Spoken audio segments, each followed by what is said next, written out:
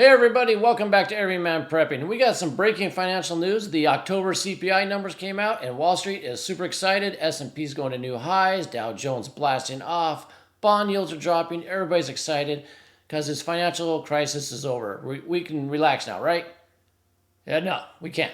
But that's what they want us to believe. So I want to go through that really quick to show you what they're telling you and just so you can see what I think is really going on. So if we look at this really quickly, we're going to start off at CNBC here. Please like this video as we go through, share, comment, all that great stuff. So inflation was flat in October from the prior month, September. So they're saying no further inflation occurred. So you're losing the same amount of money that you were in September. Isn't that exciting news? Wall Street's excited at least. And the core CPI hit a 2-year low. Core CPI is where they take out those pesky food and energy numbers because, they're so volatile. We just toss those out and don't pay attention to those. But let's look at some things I highlighted really quick here. It says here that the consumer price index was 3.2% from a year ago and 0 from September. Both were well below Wall Street estimates, sparking a major rally on Wall Street. Well, let's check this out really quick. What do we have? Look at that. Dow Jones up almost 500 points. We have S&P up almost 2%. NASDAQ's doing great. Everybody's happy. Like I said, the bonds, look at the 10-year bond. It's crashing on down here, going down, which, everybody's excited about. Look at this 10-year treasury yield tumbles below 4.5% on cool October inflation reports. And we go back here, we see, they're well below their estimates. Not saying that Wall Street would do this, but could they estimate maybe a little high, knowing it'll come in under, so they get a rally? People playing the market can make lots of money, and then it just goes back to where it used to. I'm not saying that happens, but, it probably happens. Anyway, going back talking about the bonds, how the 10-year is below 4.5%. Everybody's excited. I've talked about this before. This is the 10-2-year yield difference between the 10 and 2-year, and I told you, as long as we're below here, when we cross that 0 mark, when the 10-year finally has a yield that is greater than the 2-year, we're hitting that recession. As you can see, we almost made it. Back over here, was at end of October, it was at 0.19. I think it got to negative 0.13. Now we're going back down. We're headed back down. It's about 0.4 right now. It's 0.39, negative 0.39. But it never, as you can see through history, this deck 1980, it never stays below the line. And when it crosses, we get a gray bar, which is a recession. You can see here in the 80s, we had a time where it almost touched, then went back down, then it shot up and recession. Even back, let's see, here we had, almost in the 90s, late 80s, we had a little down, then up and over, recession. So this little down, it's going to shoot back up. It'll happen. The recession's coming. Well, let's get back to the CPI. So, like I said, excluding volatile food and energy prices, the core CPI rose 0.2% and 4% year over year, which is actually higher on this one. And then it said, what else we got here? The flat reading of headline CPI came as energy prices declined 2.5% for the month, offsetting a 0.3% increase in food. I don't know about you, but I'm feeling a more than 0.3% increase when I go to the grocery store. Has your energy prices decreased? To be honest, gas has actually gone down in my area. We have seen a reduction in the gas prices. I don't know if it's enough to move it, this much, but we're going to go to a chart and see all those numbers in a minute. What I want to point out, too, is one of these economists here. We're going to scroll down here. It says here, the shelter cost, your rent. You've seen those tons of, I know you people have seen the TikTok videos or the shorts or wherever you're watching them that, people complaining about their job and how they can't pay rent. They need to get 2 or 3 side hustles because they can't pay the rent or the mortgage and food. Tons of those coming out right now. People saying, the Gen Z people and the Gen Y complaining they can't make it, like the baby boomers. All those videos coming out. Well, this here says shelter costs, a key component of the index, rose only 0.3%, half the gain in September, as the year-over-year increased to only 6.7%. By the way, they think this is great. So here, watch this. Paul McCulley, he's a former chief economist at PIMCO. He said, we're having a rational day of exuberance because the data clearly shows what we've been waiting for a long time, which is a crack in the shelter component.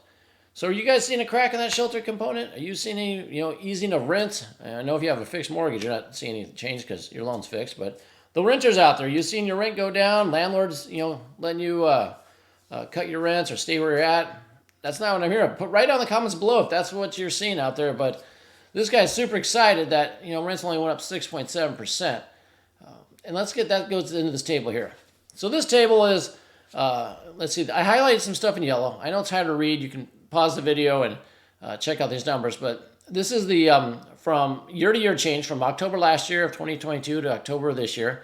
And this column is from last month to this month. I highlighted some key points of some numbers I wanted to talk about, what they say went up or down to see what you're experiencing. So this is food overall said went up 3% year over year.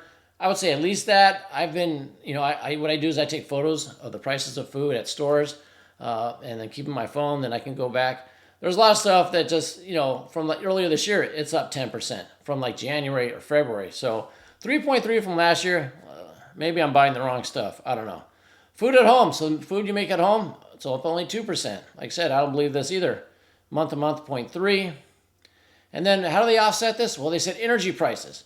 So all of energy went down 4.5% year over year. They say fuel oil went down 21%. That's a huge number.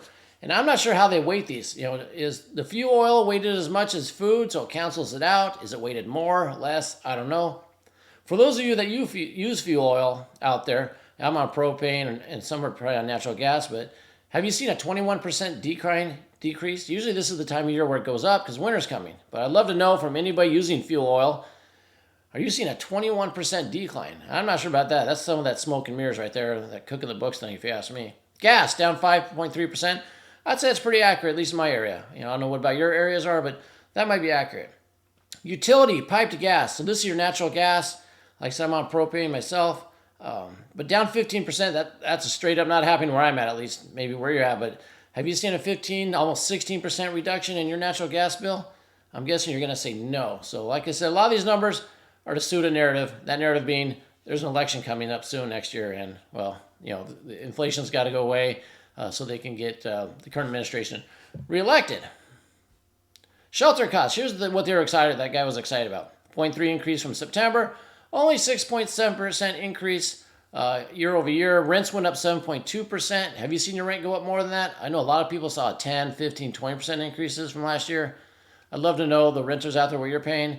Owner's equivalent rent. This is like what you could rent your house for if you have a mortgage. I don't know why they don't just put a mortgage cost, but they're saying if you own your house, what could you rent it for? Well, you could rent it for 6.8% more than last year. I think that's low as well. Here's a kicker. Motor vehicle insurance up 19%. I don't know what is that. I know it's going up. A lot of people are complaining about their vehicle insurance. Something we all need to have because you need to drive, go to work, take kids, grocery shop, all that. But is this weighted as much as, let's say, the utility? Do these two cancel each other out maybe? Does utilities weighted more than the motor vehicle? I don't know. Maybe that's why they can kind of massage the numbers into what they want. And of course, airline fares. The only reason this is for business. It shouldn't be for pleasure, travel. I don't know, 13% down. Is that because summer's over with? If that's cooked into the numbers, well, that's bringing inflation down also.